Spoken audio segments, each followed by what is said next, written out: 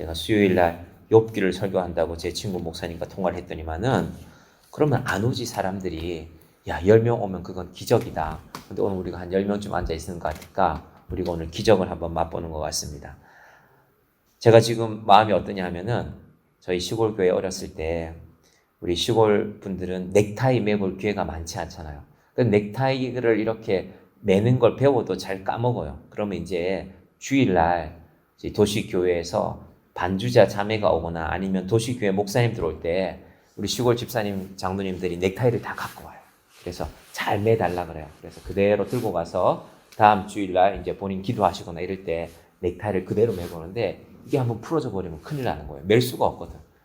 그런 심정입니다. 우리 지금 인터넷을 제가 녹화하다가 한번 멈추고 그걸 지우고 해야 되는데 지우는 것도 안 되고 새로 하는 것도 안 되고 마치 시골 장로님들이 내가 지난주에 잘 보관해 놨는데 우리 집사람이 빨래 하려다가 갑자기 이 넥타이를 빼서 이게 다 흐트러졌다고 해서 넥타이 없이 갖고는 오셨는데 시골에 아무도 넥타이 멜 줄 아는 사람이 없으니까 그런 생각이 납니다. 자, 한국 사람들이 미국에 가면요 이름을 다 하나씩 짓습니다. 미국 이름을. 제가 뭐 김희원이면 뭐 희원, 뭐 가운데다가 저는 영어 이름으로 데이빗을 쓰는데 데이브 킴 해서 미국 이름을 하나씩 짓는데요. 보통 성경에 나오는 이름을 많이 짓죠. 미국에서 신앙생활 하는 분들이 나오니까. 근데 성경에 나오는 많은 이름들이 있지만 미국에서 목사님들이 살펴보니까 욥을 이름으로 지은 사람은 한 사람도 없고 미국 사람들도 욥이 분명히 성경에 나오잖아요. 욥기가 42장이나 되는데 욥이라는 이름을 짓지 않습니다. 왜 그럴까요? 자, 욥기를 우리가 읽어보면 두 가지 감정이 처음에 다가옵니다. 첫 번째는 거리감이죠. 없는 게 없잖아요. 재산도 많고 자녀도 10명이나 있고 또 욥기 1장에 보면 자녀들이 우애도 좋아요. 야, 10명이나 자녀가 있는데 우애가 좋다. 이건 참 부러운 거 아닙니까? 그러면은 우리가 다른 사람의 입장에서 보면은 야, 욥은 너무 완벽해서 거리감이 느껴져. 여러분 그렇지 않습니까? 사람이 너무 완벽하면 저 사람은 말도 부드럽게 하고 저 사람은 사회생활도 잘하고 저 사람은 신앙생활도 잘하고 저 사람은 가정도 화목하고 도대체 저 사람은 잘 안 되는 게 뭐야? 라고 생각되면 거리감이 느껴집니다. 저는 욥이 그랬습니다. 그런데 욥기를 계속 읽어 나가다 보면 처음에는 거리감이었는데 두 번째는 이 사람 너무 힘들구나. 이 사람 너무 고생이 많구나. 이 사람 너무 외롭구나. 그 두 가지 감정이 욥기에는 교차하고 있습니다. 제가 지난 시간에 신장 투석으로 고생했다는 분, 제가 택시 운전 짧은 기간을 했지만 그분을 전부 12번쯤 모셔드렸을 것인데 처음에 6번은 한마디도 안 했어요. 그러면 사람을 태우고 가는데 그리고 그분은 저 옆에 비스듬하게 누워서 간단 말입니다. 안전벨트는 했지만 그럼 뒤에 있는 부인이 저랑 주로 얘기하지 그분은 한마디도 안 했어요. 그게 참 불편하거든요.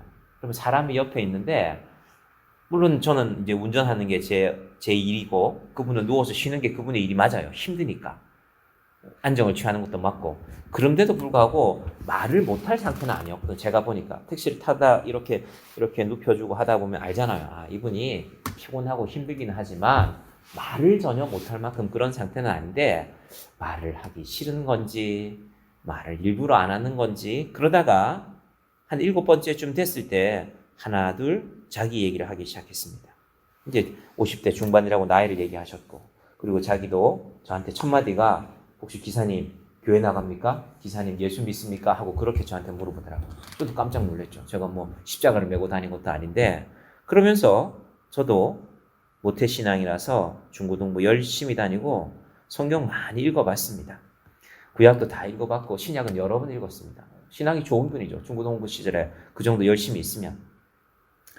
그런데 언제부턴가 몸이 안 좋아지니까 이게 이제 거제도에 와서 바빠지기도 했지만 교회들 안 나가게 되었는데 제 아내는 열심히 신앙생활합니다. 제 아내는 새벽기도 365일 나갑니다. 교회에서 새벽기도 안 하는 날도 나갑니다. 왜? 남편이 아프니까. 남편이 사경을 헤매고 있으니까. 그래서 제 아내가 뭘 위해서 기도하겠습니까? 저를 위해서 기도하는 걸 알기 때문에 이분 말씀이 제가 교회는 안 따라 나가지만 못 따라 나가지만 집에서 언젠가부터 성경을 읽었는데 맨 먼저 구약은 딱딱하고 내용도 많으니까 신약부터 읽어볼까 하고 복음서를 읽기 시작했대요. 여러분 복음서에 무슨 말이 많이 나옵니까? 병을 고쳤더라. 나았더라. 안전뱅이도 일어서고 맹인은 눈을 뜨고 심지어 죽은 사람까지 살려줬는데 자기도 그래서 기도했대요. 읽으면서 예수님 나도 좀 나오면 안 됩니까? 우리 엄마도 예수 잘 믿고 내 아들도 예수 잘 믿는데 나도 학교 다닐 때는 중고등학교 때는 교회 열심히 나가지 않았습니까? 나도 좀 낫게 해주십시오. 3달, 4달, 1년 가까이 기도했는데 아무런 차도가 없더래요. 그래서 신약 성경을 안 읽고 집어 던졌대요. 그러다가 욥기가 생각났대요. 아, 내가 옛날에 욥기라는 걸 읽어봤는데 되게 힘든 사람이 있었잖아. 너무 잘난 척했던 사람. 그래서 이분이 욥기를 읽었는데요. 한 장을 읽고 나서 2장을 연속으로 못 읽었대요. 눈물이 나서. 이게 내 얘기구나. 아, 내가 욥이었구나. 그때 처음 알았던 것입니다. 그 얘기 자기 아내한테도 하지 않았는데 이제 저하고 배를 타고 가다가 한 거죠. 이분이 대학교에서 조선공학을 전공했는데 교수님의 추천으로 군대 가지 말라 그러더래요. 너는 내가 조선소의 산업체 요원으로 이 당시에 이분은 3년 2개월인가 근무를 했대요. 그때는 이제 복무기간이 길었을 때니까 3년 2개월 산업체 요원으로 그 당시에는 산업체 요원 되는 게 되게 힘들었는데 교수님이 추천해줘서 우리나라에서 제일 유명한 조선소 가운데 한 군데서 그렇게 군생활을 하게 됐습니다. 말이 군생활이 너무 편했대요. 그러니까 월요일부터 금요일까지만 부대에서 정해준 기숙사에서 생활하면 되고 토요일, 일요일은 아무도 간섭 안 했대요. 편하게 쉬었대요. 그 회사가 일찍 주 5일 근무제를 시작한 회사였거든요. 그래서 자기는 너무 편하게 이게 내가 지금 군생활 하는지도 모르고 3년이 지나갔는데 더 감사한 것은 일을 너무 잘 배웠대요. 그러니까 그때는 손으로 그리던 설계 도면들이 이제 컴퓨터로 바뀌기 시작할 때인데 이분이 그 회사에 산업체 할 때 이분이 컴퓨터를 제일 젊잖아요. 거기서 이제 대학 갓 졸업하고 24살에 갔으니까 컴퓨터를 제일 잘하니까 선배들이 자기한테 자기는 선박은 설계할 줄 모르지만 컴퓨터는 제일 잘하니까 선박을 설계하는데 제일 좋은 기술들을 다 배웠답니다. 자, 선박 설계에 참여하다 보니까 회사 경영진들이 외국의 선주들 만나죠. 배를 주문한 사람들. 뭐 주로 이 회사의 고객들이 전 세계 많은 나라가 있었는데 유럽 사람들, 때로는 일본 사람들, 중국 사람들, 선주들을 직접 만날 기회가 있었는데 이 사람은 임원들 따라 출장도 가고 20대 때요. 그리고 때로는 회장님, 우리나라의 제일 유명한 재벌 회장 가운데 한 사람이었던 그 회장님 출장에도 동행하기도 했대요. 그러니까 이 회사에 20년, 30년 다녀도 부장님들도 회장님하고 악수 한번 해본 적이 없는데 이 사람은 회장님하고 같은 비행기를 타고 갔으니까 셈이 나죠, 다른 사람들이. 그래서 30대 때 부장, 40대 중반에 이사가 되고 나서 이제 이사가 되고 나니까 이사를 가라 하더래요. 뭐 말이 좀 웃긴데 어디냐 하면은 그 회사를 찾아오는 해외 선주들이 머무는 귀빈 주택이 따로 있대요. 그분이 영어를 잘했고 그분 아내가 영어를 잘했거든요. 이 배를 주문하는 선주들은요, 그 배에 대한 그런 뭐라 그럴까요? 이 배가 잘 만들어지고 있는지를 보러 올 때 가족들을 데리고 오는 게 이게 국제 선박 회사의 일반적인 관례랍니다. 부인도 오고 아이들도 데려오면 좋은 시설에 뭐 저는 그 집에 들어가 보지는 못했지만 뭐 수영장도 있고 뭐 집이 잘 돼 있대요. 그 집에 그 여러 채의 집이 있는데 그 집 가운데 한 집을 이 사람이 사는 거죠. 그래서 외국에서 그 회장님이 초대하는 손님들이 오면 그분들을 모시는 겁니다. 그럼 회사에 승진하는 건요, 높은 사람 가까이 있으면 승진하게 됩니다. 그래서 비서실이 힘이 있잖아요. 그러니까 이분은 부러워할 것들이 천진 거예요. 다른 사람들이 보기에. 그런데 40대 중반에 갑자기 쓰러졌대요. 설계를 한참 하고 있는데 그날도 밤을 샜는데 아침에 쓰러져 있는 걸 누가 와서 본 거죠. 그래서 병원으로 옮겨갔는데 몸에 이것저것이 고장이 났는데 그리고 그분이 한 1년을 쉬다가 회사에 나갔는데 사실 아무도 그렇게 말한 사람은 없지만 이분 마음이 그렇더래요. 야, 잘난 척 하더니 세상에서 제일 잘난 척 하더니 너 이제 회사 생활 더 못하겠구나. 그런 게 느껴지더래요. 자기 마음에. 근데 그렇게 해서 세월이 벌써 여러 해가 지나간 것입니다. 아픈 것도 억울했지만 사실은 직원들한테 그런 대우를 받는 게 훨씬 더 억울하대요. 왜냐하면 자기는 회사를 위해서 열심히 일한 것 외에는 잘못한 건 없는 것 같은데 요즘 사람들 말로 정말로 몸도 갈아넣고 영혼도 갈아넣고 그래서 그렇게 직장 생활을 해왔는데 그래서 이분이 왜 배에 쥐가 온다 그랬잖아요. 다리에 쥐가 오는 걸 뭐 바늘로 찌르고 하면은 그러면 되지만요. 배에 쥐가 오면 호흡 곤란이 오기 때문에 생명이 위험해진다고 했잖아요. 그래서 이분은 항상 가까이에 의사들이 있어야 되는 것입니다. 그런데 하루는 이런 생각이 들더래요. 배에 쥐가 오는데 보통은 급하게 배를 눌러서 부인을 부르는데 그날은 가만히 있고 싶더래요. 내가 이대로 죽는 게 낫겠다는 생각이 들었어. 내가 50년 가까운 인생을 살아왔는데 내가 이 고통을 이제는 여기서 끝내는 게 좋겠다라고 생각하고 있는데 이러다가 정말 죽을까 봐 아이들 생각이 나서 배를 누르고 부인이 와서 앰뷸런스 타고 갔다는 것입니다. 그날 밤에 병원 다녀와서 이분이 이불을 뒤집어 쓰고 한참 울었대요. 그러고 나서 다시 욥기를 읽었답니다. 욥기가 2장 읽기가 힘들기도 하고요. 한편으로는요. 2장 읽기가 아깝더래요. 야, 욥기가 이런 성경인데 욥만한 친구가 자기한테 없더래요. 읽어보니까. 아, 이런 일이 나 말고도 이런 사람이 있었구나. 그래서 욥기의 주제는 고난이기도 한데 한편으로는 고난 가운데서 우리가 무엇을 할 것인가, 무엇을 찾아야 될 것인가 그 지혜를 찾는 것이 욥기의 주제입니다. 그 지혜가 오늘 28장에 담겨 있는데요. 여러분 28장에 방금 우리가 읽었던 1절부터 11절까지 얘기가 무슨 얘기일까요? 광산 얘기입니다. 광산 얘기. 광산에서 광물을 찾죠. 표현들이 재미있습니다. 전부 다 그런 얘기거든요. 은이 나는 곳이 있고 금을 재련하는 곳이 있으며 상대적으로 은이나 금은요 캐내기가 쉽습니다. 캐내기는 쉽지만 이제 금 같으면 재련하는데 사람이 많은 노력을 들여야죠. 그래야 순수한 금을 찾아낼 수가 있는 것입니다. 자, 철은 캐내고 동은 돌에서 녹여 얻느니라.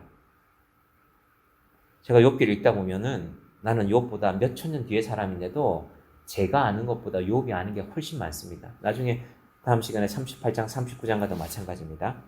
여러분 새 종류 몇 가지 아세요?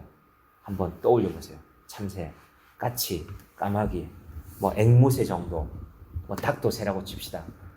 한 10가지 될 수 있습니까? 모르겠습니다. 역시 새에 대해서 좀 상식이 있는 분들은 모르겠는데요. 제가 욥기를 읽을 때마다 야, 나는 정말 아는 게 없구나.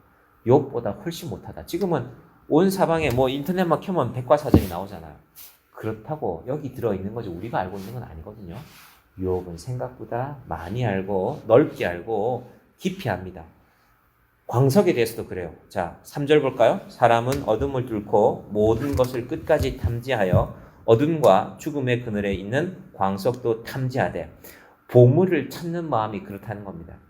보물을 찾다가 잘못하면 죽게 돼요. 왜? 위험한 일을 해야 되니까. 우리나라에도 탄광이 있었지 않습니까? 지금은 많이 없어졌지만 뭐 석탄도 캐는 탄광, 텅스텐을 캐내는 탄광도 우리나라에 있었거든요. 지금은 어쩐지 모르겠습니다. 위험이 많습니다. 대신에 캐내면 그건 값비싸잖아요. 특히 보물이 그렇잖아요. 금을 캐내든 남미의 다이아몬드를 캐내는 남아프리카 공화국의 다이아몬드를 캐내면 하루 수고했는데 일생을 먹고 살 것을 얻기도 하잖아요. 그래서 다이아몬드 광산에 그렇게 사람들이 몰려드는 것이죠.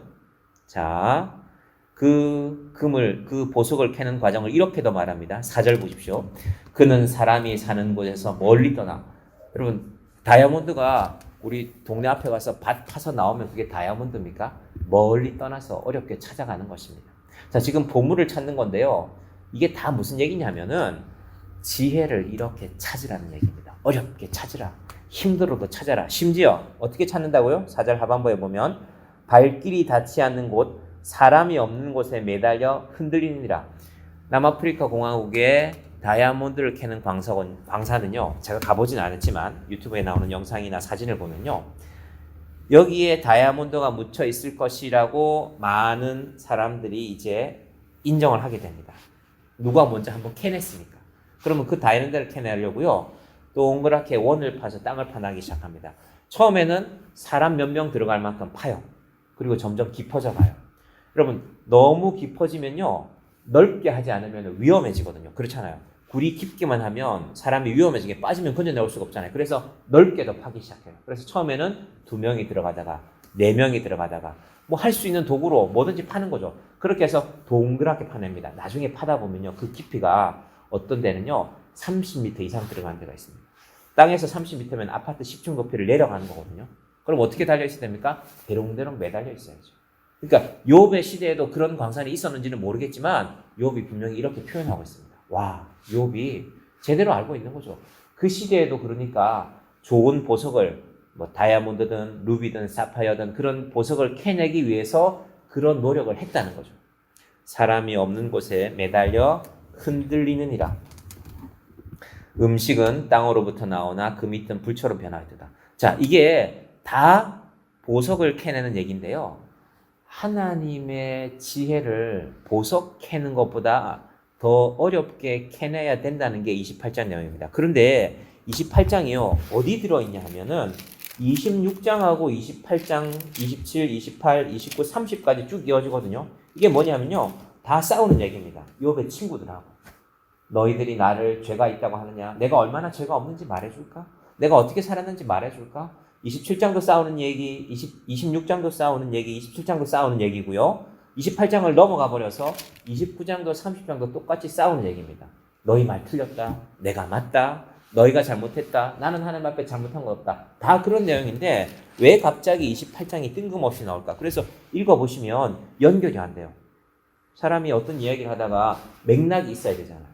뭐 보물 이야기를 하다가 황금 이야기를 하다가 은 이야기를 하다가 보물 이야기를 하다가 뭐 갑자기 오늘 점심을 라면으로 먹을까? 뭐 이런 뭐 비유가 좀 이상하긴 하지만 전혀 엉뚱한 자리에 지혜가 나옵니다. 이게 무슨 말이냐면 여러분 누구하고 지금 한창 논쟁 중입니다. 싸움을 하고 있어요. 내가 맞다, 네가 맞다 하고 있는데 가만히 생각해 보니까 내가 지금 너하고 싸울 필요가 없는데 하나님이 지혜가 있어야 되는데 그게 갑자기 욥이 28장에서요 말하자면 일탈한 겁니다. 일탈. 벗어나 버렸어요. 한참 싸우고 있다가 욥의 마음속에 친구들이 혹시 막 떠들고 있을지도 몰라요. 상황은. 그런데 욥은 너랑 나하고 지금 말싸움하고 있을 필요가 없구나. 하나님의 지혜가 있어야 되는데 너희는 지혜를 찾을 줄 모르구나. 지혜가 찾기가 얼마나 힘들 줄 알아? 지혜는 어렵게 캐내야 돼. 어떻게 캐냅니까? 28장에 다른 내용들 보면요. 누수를 막았으며 나가지 않게 하고 감추어져 있던 것을 밝은 대로 끌어내느니라. 여러분 보석을 캐내다 보면요. 물도 나오거든요. 큰 웅덩이를 파놨는데 많은 물이 나오면 어떻게 됩니까? 빠져 죽는 거죠. 그러니까 물을 막으면서도 끝까지 보석을 캐내는 그런 게 지혜다. 나는 하나님의 그 지혜를 얻은 사람이다. 그래서요. 10장 1절부터 12절까지는 지혜를 찾는 게 얼마나 어려운지 아냐? 너희도 아직 지혜를 못 찾았구나는 얘기고요. 13절부터 20절까지 얘기는요. 지혜가 얼마나 가치 있는지 아냐? 너희들 지금 나하고 떠드는 거 이거 아무런 소용없어. 그럼 사람들하고 무슨 얘기해봐야 별로 소용없을 때가 많습니다. 그래서 외로우니까 인생이 외로우니까 우리가 누군가 이야기할 말벗도 필요하지만 근데 이야기 나누다 보면요. 말해봐야 별거 없구나. 그럼 가끔 깨닫지 않습니까? 그래서 13절부터 20절까지는요. 지혜가 정말 가치 있다. 한번 볼까요? 13절부터. 자, 우리 같이 천천히 보십시다. 욥기 28장 13절부터 봅니다. 20절까지 시작. 그 길을 사람이 알지 못하나니 사람 사는 땅에서는 찾을 수 없구나.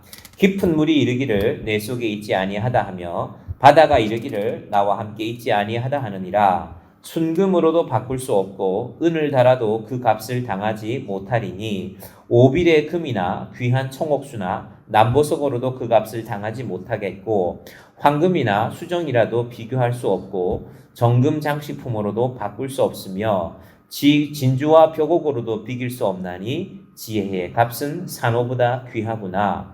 구스의 황옥으로도 비교할 수 없고 순금으로도 그 값을 헤아리지 못하리라. 20절 같이 볼까요?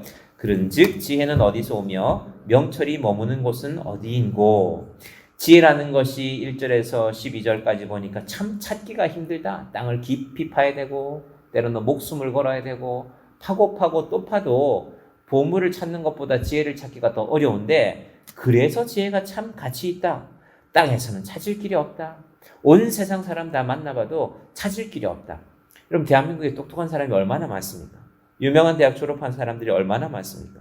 그 많은 사람들이 국회에도 모여있고 청와대도 모여있고 뭐 몇백 명씩 모여있잖아요. 청와대 직원도 꽤 많죠. 또 부처마다 똑똑한 공무원들이 많죠. 그런데 지금 똑똑한 의사들이 아무것도 안 하고 놀고 있습니다. 3,000명 정도의 의사들이 놀고 있어요. 한참 사람 살려야 될 사람들이 대학병원에서 밤샘 하면서 사람 살려야 될 사람들이 그런데 지혜를 못 찾고 있지 않습니까? 멀쩡한 병원들이 의정부에 가보면 의정부 성모병원도 있고 또 어딥니까? 을지병원이라는 병원이 새로 건물을 지었는데요.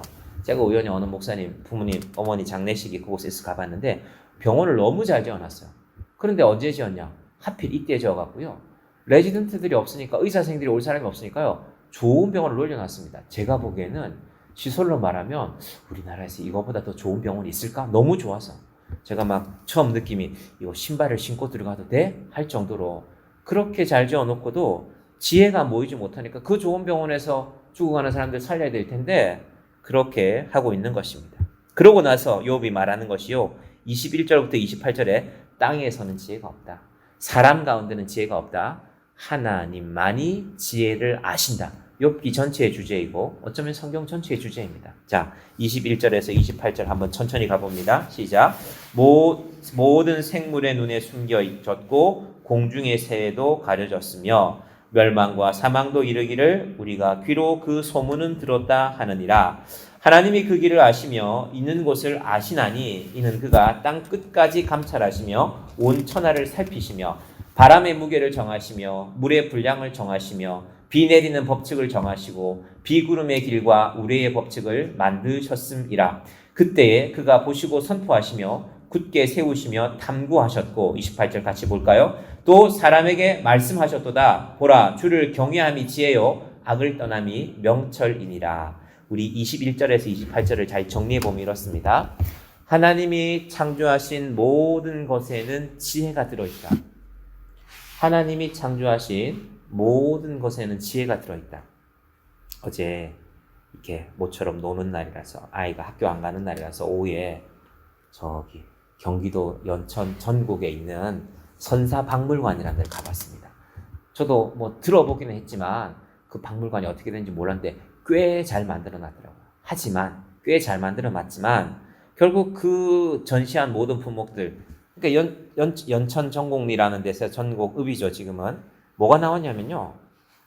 사람이 바위를 깨워서 만든 도끼가 나왔어요. 도끼가. 처음에 미군이 그걸 발견했다 그랬는데 그 도끼가 돌을 이렇게 깨면 끝이 날카로워지잖아요. 그 날카로운 도끼가 나왔대요. 근데 이게 아시아에서는 최초였어요. 어딘가에 좀 나올지는 모르겠지만 그러니까 아프리카와 중동 지방에서는 많이 발견된 도끼인데 아시아에서는 전곡리에서 최초로 나왔거든요. 그래서 막 일본 기자들, 미국 기자들이 와서 취재하고 그런 내용들이 있던데 제가 보니까 제가 돌 하나 주워서 그냥 던지면 그 모양이 나올 것 같아요. 그런데 그거 하나를 포장하기 위해서 수많은 얘기들을 심어놨습니다. 그런데 그 모든 것들이 하는 얘기는 우리는 하나님이 창조한 게 아니라 신이 창조한 게 아니라 진화했다. 원숭이가 발전했다. 여러분 다윈은 뭐 오늘 그 얘기 할 수 없지만 다윈은 원숭이 얘기 안 했습니다. 다윈은 갈라파고스 군도에서 새 부리를 몇 가지 발견했어요. 이상하네. 생긴 건 비슷한데 어떤 새는 부리가 길쭉하고 어떤 새는 부리가 좁구나. 하나님이 그렇게 만드신 건데 그 하나님을 부인하면 수많은 이야기들을 만들어내야 됩니다. 자, 21절부터 28절을 다시 한번 정리하면요. 우리의 모든 생명에는 혹은 우리의 모든 창조에는 하나님의 지혜가 들어있다라는 것입니다. 겨울에 이제 날씨가 추워지잖아요. 길가에 고양이들이 어린 고양이들이요. 겨울 다가올 때 새끼를 낳아요. 지혜가 없으니까. 경험이 있는 고양이들은 추위가 다가오면 새끼를 낳지 않습니다. 그래서 고양이들이 보통 봄에 출산을 많이 해요. 더워도 여름에 견디기가 낫지 겨울에 고양이가 제일 많이 죽거든요. 하나님께서 고양이들한테도 그런 지혜를 주신 거예요. 그래서 첫 출산하는 고양이들 가운데 겨울이 가까울 때 출산하는 고양이들이 있으면 그 고양이 새끼들이 제일 많이 죽는데요. 겨울에 보통 4분의 3 정도의 고양이 새끼들이 길가의 고양이들이 죽는다고 하는데 그런데 이상하게 수의사들이 관찰해 보니까 이상하게 첫 해에 그 고생을 해본 고양이들은 두 번째부터는 겨울이 다가오면 임신을 안 되고 그러니까 수컷이 달려오다 암컷이 죽으라고 도망가는 거죠. 너마 이 추운 날 임신하면 안 돼. 아기 가지면 새끼들이 다 죽어. 아니까. 그러면 하나님이 고양이 속에도 그런 걸 심어 놓은 겁니다. 제가 집에서 고양이하고 장난을 많이 치거든요. 장난을 많이 치는데 얘가 제가 장난감을 들고 그걸 갖고 쥐를 자꾸 놀리는데 내 손을 공격해야 될 거 아니에요. 제 손은 절대 공격 안 해요. 그리고 제 손만 갖고 쥐를 건드리면 그때 제 손을 공격해요. 근데 고양이의 지혜는 거기까지겠죠. 이 장난감을 너를 이렇게 간지럽히고 하는 게 내 손인데 그건 모르는 거죠. 하나님이 생명을 만드시는데 그 단계대로 만들어 놓으신 것입니다. 자, 21절에서 28절. 그 지혜는 오직 하나님만이 아신다. 멸망과 사망도 이르기를 우리가 귀로 소문은 들었다 한다. 참 표현이 재밌죠. 22절 보세요. 멸망과 사망도 이르기를 우리가 귀로 그 소문은 들었다 하느니라. 멸망도 하나님을 알고 사망도 하나님을 안다는 겁니다. 이건 하나님이 생명의 주관자라는 것입니다. 자, 이것이 잠언 28장의 전체적인 개요인데, 자, 그러면 욥이 많은 친구들과 많은 대화를 해서 지치고 힘들었는데 비로소 이제 깨닫는 것입니다. 28장부터 그 깨달음이 시작되는 것입니다. 아, 내가 너희하고 싸우고 있을 필요가 없다. 하나님의 지혜에 집중해야 되겠다. 그 지혜를 찾는 게 얼마나 어려운지 알아? 난 이제부터 그 지혜를 찾을 거야 라는 선언도 여기 포함되는 겁니다. 내가 너희하고 계속 말싸움 할 때가 아니야. 여러분, 오늘 이 21절에서 28절을 잘 정리해 보면요, 예수를 믿으면서도 죽으면 끝 아닙니까? 이런 사람들 뜻밖의 많습니다. 예수를 믿으면서도, 교회 다니면서도 그래요. 그런데 하나님의 지혜란 하나님이 생명을 만드신 것을 온전히 믿는 것입니다. 그럼 부활도 거기에 핵심이 있습니다. 하나님이 생명을 만드셨으니까 죽음이란 생명이 없어지는 거잖아요. 근데 만드신 분이 다시 만드는 것이 부활입니다. 한 번 만들어 본 사람은, 여러분이 아무리 어려운 물건, 어려운 기계가 있어도요, 그걸 처음 설계한 사람은 까먹지 않습니다. 그러니까 우리가 한번 흐트러버리면, 뭐 레고 조각 같은 것도 수백 개 만들어놨는데 한번 흐트러버리면 엄두가 안 나잖아요. 만든 사람은 압니다. 다시 만들어냅니다. 생명을 만드신 분은, 한 번 만드신 분은 끝나도, 우리가 보기에는 끝난 것 같죠. 아, 이분 돌아가셨다. 이분 죽었다. 호흡이 끝났다. 의사는 그렇게 판단하지만, 그러나 생명을 만드신 분은 다시 만들어내십니다. 그것이 죽음에서 부활하는 것입니다. 그래서 잠언 28장의 그 결론에 보십시오. 모든 것을 정리하면서 말하기를 뭐라고 합니까? 또 사람에게 말씀하셨도다. 보라, 주를 경외함이 지혜요, 악을 떠남이 명철이니라. 내가 너희하고 싸울 필요가 없겠구나. 내가 너희하고 입으로 씨름하느라고 지치고 힘들고 내가 어찌할 바를 모르겠는데 나는 하나님의 지혜로 돌아가겠다. 오늘 설교가 14분이네요. 오늘 설교가 여기에 첫 번째 핵심이 있고요. 그러면 그 지혜는 어디에서 나왔을까? 이게 예레미야 18장 18절에 보시면요, 구약 성경 전체에 나오는 세 가지 핵심, 제가 이미 한번 말씀드린 것입니다. 예레미야가 이렇게 말합니다. 들어보십시오. 세 가지가 중요하다. 그들이 말하기를, 오라, 우리가 꾀를 내어 예레미야를 치자.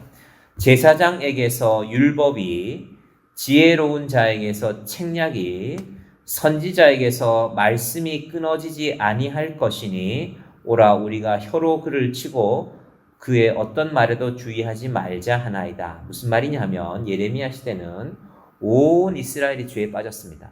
마음대로 하고 살아갑니다. 부자들은 갖고 싶은 만큼 갖고, 가난한 자들이 굶어 죽든지 살든지 죽든지 상관하지 않고, 그런데 그때 그 하나님의 뜻을 떠난 사람들이 이걸 알고 있어요. 자, 예레미야를 죽여버리자. 그러면 예레미야를 통해서 하나님이 주던 것들이 사라지게 되는데, 뭐가 사라지냐? 율법이 사라진다. 아, 하나님의 법이. 여러분, 죄를 지으면서도 우리가 운전을 하는 분들은 그렇잖아요. 아, 내가 좀 달린 것 같아요. 요즘에 특히 30km 조언도 많잖아요. 근데 내가 한 40km 넘은 것 같아. 그러면 30이라는 글자를 보는 순간 뜨끔하죠. 아, 큰일 났는데? 스티커 날아오는 거 아니야? 과속했는데? 그죠? 그게 율법입니다. 죄를 짓는데 하나님 뭐 없는 것처럼 살다가도 하나님 말씀이 눈앞에 딱 나타나면, 제사장이 하나님 말씀을 말하면 가슴이 뜨끔해지죠. 근데 죄 짓는 사람들 누가 없으면 좋습니까? 제사장이 없어지면 좋죠. 예레미야가 없어지면 예레미야가 자꾸 말하는 저 하나님의 율법도 없어질 거 아니냐. 예레미야 없애면 율법을 없애버리는 거야. 두 번째, 순서를 좀 바꾸면 선지자에게서 말씀이, 율법으로 끝나지 않고 우리는 이제 기록된 걸 갖고 있지만 또 입으로도 자꾸 말하거든요. 모세의, 원래 율법은 모세에게 준 것인데 모세의 율법을 말하지만 한편으로는 예레미야가 율법책을 들지 않고도 와서 너희들 잘못하고 있다. 바벨론이 너희를 칠 것이다. 바벨론한테 저항하지 마라. 저항하는 게 사는 길이 아니다. 속히 도망가라. 이런 말들을 하니까 선지자도 싫은 거죠. 자, 율법도 싫고 선지자도 싫고 또 하나 싫다고 말하는 것이요, 지혜입니다. 지혜. 왜냐하면 예레미야가 율법과 선지자로서 다 해결할 수 없는 문제들을 지혜로 말하고 있으니까 다 없애버리고 싶은 것입니다. 여러분, 율법과 선지자 말고도 오늘날 대한민국에도 법이 있잖아요. 근데 여러분, 대한민국의 법이 우리의 모든 삶을 지켜줄 수 있습니까? 그렇지 못한 경우가 많습니다.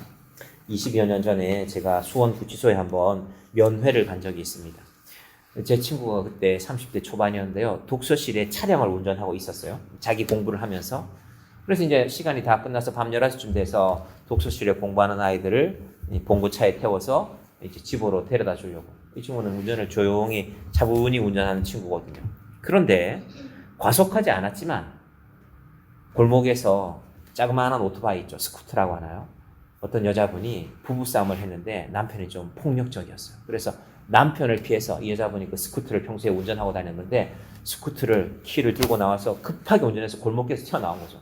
그러니까 이 차는 거의 속도를 줄였지만 차와 받아서 스쿠터에 탄 그분이 돌아가셨어요. 옆에서 증인들도 있었고. 문제는 심지어 돌아가신 그분, 스쿠터 타고 나온 그 여자분의 어머니마저도 내가 이 이야기를 다 들어보니까 저 젊은이는 잘못이 없으니까 판사한테 찾아가서 판사님, 이 젊은이는 이 아까운 젊은이가 이제 30대 초반에 한참 인생이 창창한 나이인데 이 일로 벌을 받아야 되겠습니까? 판사가 그렇게 판결하지 못했습니다. 제가 들은 바로는 다 알지만 이 운전한 사람이 잘못이 없는 줄 알지만 우리 형법에서는 운전자가 운전하는 가운데 사망사고가 발생했을 때는 일정 한도의 책임을 지도록 했습니다. 그래서 1년형을 받았습니다. 그러니까 판사도 네가 죄가 없는 건 안다고 말했지만 법이라는 것이 그렇게 만들어가는 것입니다. 뭐 이런 경우만 있겠습니까? 세상에 이런 일들이 얼마나 많이 있겠습니까? 지금도 세상에 벌어지고 있죠. 여러분, 하나님께서도 이걸 아신 것입니다. 내가 율법도 줬고 선지자도 줬지만 인생에는 그것으로 해결 안 되는 지혜가 있다. 그래서 이 세 번째가 영적 전통인 지혜인데 이걸 정리하기 위해서 제가 이 잠언 설교하면서 이 욥기 설교하면서 이건 말씀드렸죠. 세상 가운데는 세 가지 질서가 있는데 자연 질서가 있다. 봄이 가면 여름이 오고 여름이 가면 가을이 오는데 이 자연 질서 안에서 우리가 살아가는 것이고 이 자연 질서는 변치 않죠. 두 번째 도덕 질서가 중요한데요. 도덕이 자꾸 어겨진다는 것입니다. 이 도덕이 자꾸 어겨져서 사람들은 말하죠. 바르게 살아야 된다. 도덕을 배워야 된다. 윤리를 배워야 된다. 그런데 그걸로 해결이 안 돼요. 지금 그렇게 해왔잖아요. 적어도 그렇게 한 지가 뭐 동양에서는 공자 맹자 이후로 약 2500년, 서양에서는 소크라테스 이후로 약 2500년을 그렇게 해왔거든요. 근데 이 문제가 해결이 안 됐어요. 자, 자연의 질서가 있고 도덕의 질서가 있는데 도덕의 질서가 무너진 게 지금 인간의 아픔 아닙니까? 그래서 좋은 도덕을 자꾸 만들었어요. 좋은 철학도 만들었고. 그런데 그 도덕 질서를 바로 세우는 것은 세 번째 질서인데 그것이 바로 영적인 질서입니다. 이 영적인 질서가 우리가 잠언에서 발견해야 될 것입니다. 자, 이 도덕의 질서가 무너진 것을 성경도 분명하게 경고하고 있습니다. 오늘은 그 부분을 보고 제가 설교를 마치려고 하는데요. 이사야 5장 말씀을 한번 가보겠습니다. 이사야 5장 부분을 제가 보고 오늘 설교를 마치겠습니다. 욥기 시편 잠언 전도서 아가 이사야거든요. 이사야 5장 제가 페이지 알려드리겠습니다. 이사야 5장 전체를 봐도 되는데요. 8절부터 보는 것이 좋겠습니다. 8절부터. 자, 8절부터 보십시오. 3절부터 한번 볼까요? 3절부터 우리가 이 배경이 이해가 돼야 되니까요. 자, 이사야 5장 3절부터 보겠습니다. 한번 구약 성경 972페이지 우리 가정에 계신 분들도 찾으시면 좋겠네요. 여러분들이 지금 말씀을 듣고 계시는군요. 이사야 5장 3절부터 구약 성경 972페이지부터 오늘 설교를 여기서 정리를 하겠습니다. 자, 한 절씩 한번 보겠습니다. 제가 3절 봅니다. 예루살렘 주민과 유다 사람들아 구하노니 이제 나와 내 포도원 사이에서 사리를 판단하라. 내가 내 포도원을 위하여 행한 것 외에 무엇을 더할 것이 있으랴? 내가 좋은 포도 맺기를 기다렸거늘 들포들을 맺으면 어찌 됨인고. 이제 내가 내 포도원에 어떻게 행할지를 너희에게 이르리라. 내가 그 울타리를 거두어 먹힘을 당하게 하며 그 담을 흘어 짓밟히게 할 것이요 내가 그것을 황폐하게 하리니 다시는 가지를 자름이나 북을 돋우지 못하며 질레와 가시가 날 것이며 내가 또 구름에게 명하여 그 위에 비를 내리지 못하게 하리라 하셨으니 무릇 만군의 여호와의 포도원은 이스라엘 족속이요 그가 기뻐하시는 나무는 유다 사람이라 그들에게 정의를 바라셨더니 도리어 포악이요 그들에게 공의를 바라셨더니 도리어 부르짖음이었도다. 하나님이 이사야에게 내가 너희에게 하는 말을 잘 들어봐라. 포도원은요 이스라엘을 상징합니다. 이스라엘 사람들은 포도주가 곧 식수거든요. 음료수거든요. 우리처럼 뭐 성찬식 때 마시는 게 아니라 늘 마십니다. 그러니까 포도가 없으면 포도의 산성이 이스라엘 땅에 물들이 석회질이 많거든요. 그 석회질을 희석시켜서 사람이 마실 만한 음료로 만드는 것입니다. 그래서 포도주가 중요합니다. 술의 의미도 있고 동시에 음료수의 의미도 있기 때문에 자 하나님이 너희 포도원을 이렇게 지켜주려고 했는데 너희가 좋은 포도를 맺지 않는다. 농부가 좋은 포도를 심었는데 들포도를 맺었다. 들포도는 들에 아무 때나 나는 겁니다. 가꾸지 않는 거. 신맛이 나는 포도입니다. 신맛이 나면 포도는 먹을 수 없잖아요. 나는 극상품 포도. 너희에게 나는 제일 좋은 것으로 이렇게 이스라엘을 만들어 줬는데 너희는 제일 좋지 못한 것을 만들어내는구나 까지가 7절이라면요. 8절부터는 이스라엘 안에 이런 일이 있더라는 겁니다. 들어보세요. 들어보시면요. 나쁜 일인데 우리가 원하는 일이에요. 말이 이상하죠? 나쁜 일인데 우리가 원하는 일입니다. 우리가 부러워하는 일입니다. 보십시다. 8절부터 같이 가볼게요. 여러분 눈으로 따라 보십시오. 가옥에 가옥을 이으며 전토에 전토를 더하여 빈틈이 없도록 하고 이 땅 가운데에서 홀로 거주하려 하는 자들은 화 있을진저. 무슨 말일까요? 여러분이 뭐가 좀 잘 됐어요. 그래서 내가 땅이 요만큼 있는데 요 옆에 있는 500평 이것도 사야 되겠네. 가서 붙였어요.